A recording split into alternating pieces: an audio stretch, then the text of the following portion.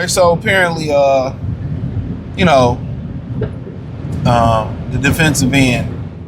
All right, the defensive end neglect, that's kind of been a huge thing.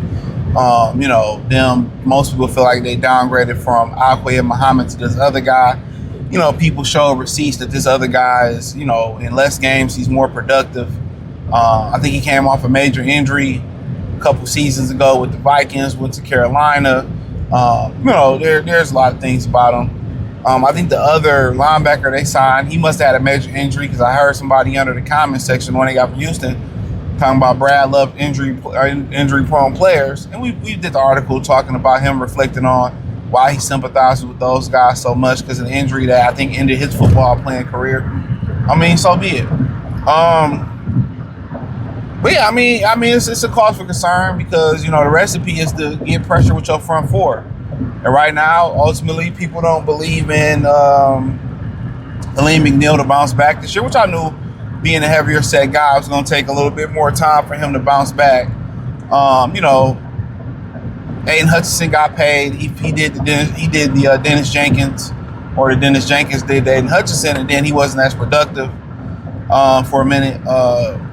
And outside of Hutchinson and Aleem McNeil, you hope Tyleik Williams can figure it out, because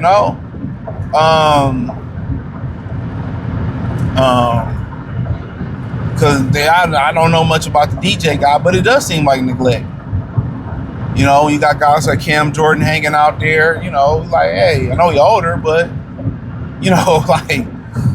but maybe their job is to build some depth at the defensive end position, and then build some, and then probably draft a guy highly that they think highly of. But we know they've neglected that position before. They don't care for that position. And he said he's going to approach it in the season wrap-up press conference. He's going to approach it like they always approach it. So was, Max Crosby ever a viable option? Probably not. Was anybody that could help them temporary with viable option? Probably not. A lot of people feel like Brad has the smartest man in the room syndrome when it comes to these players. And, I've been hearing he's more scout than, GM. And that's a good point. Because he really believes in his ability to evaluate talent. All right? He believes in it. But at some point, we got to get Aiden Hutchinson some fucking help. We strong at stopping the run, and there was some other people putting stuff on the internet, which I don't know is true, is that Akwe Muhammad wasn't good in the run game. So this guy's better in the run game, but I'm just thinking, like, people either they gonna drink the Kool-Aid or they gonna toss it out and say it smell like piss when they sign players, but it's always cheap moves. Even when Detroit is, feel like they on the cusp of doing something, of getting over that hump, it's rare that they make those moves. It's rare that they make those moves. It's very rare.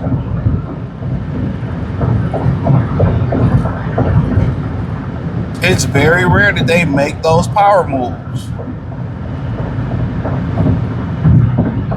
So it doesn't surprise me any.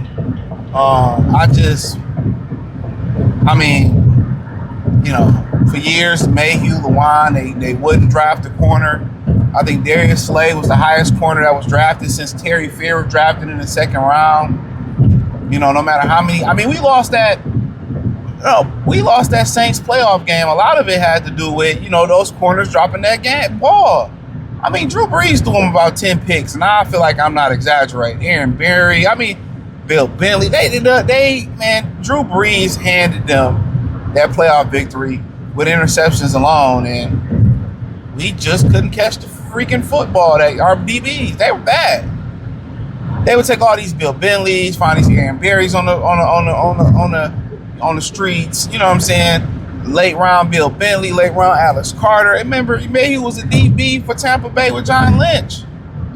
For the life of God, they would not be urgent in taking a corner.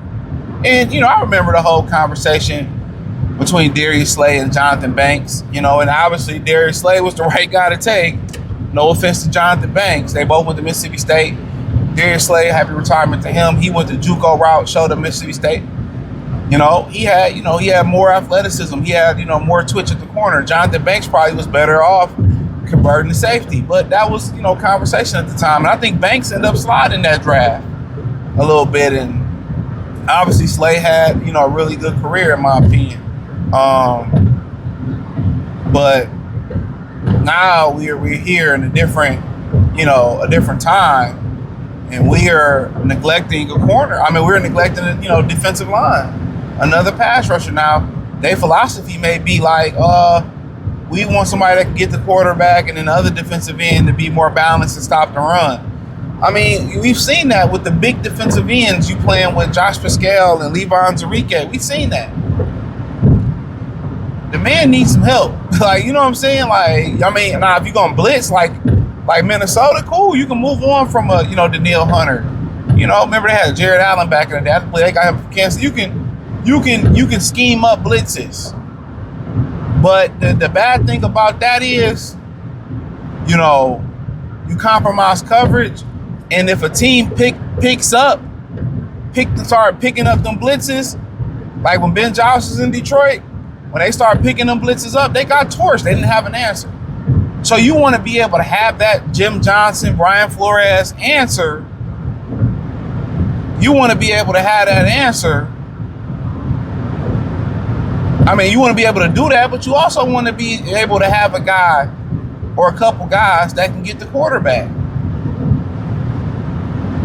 That's what you want. You want a couple guys that can get the quarterback. And right now, Detroit got one guy. And that's not enough.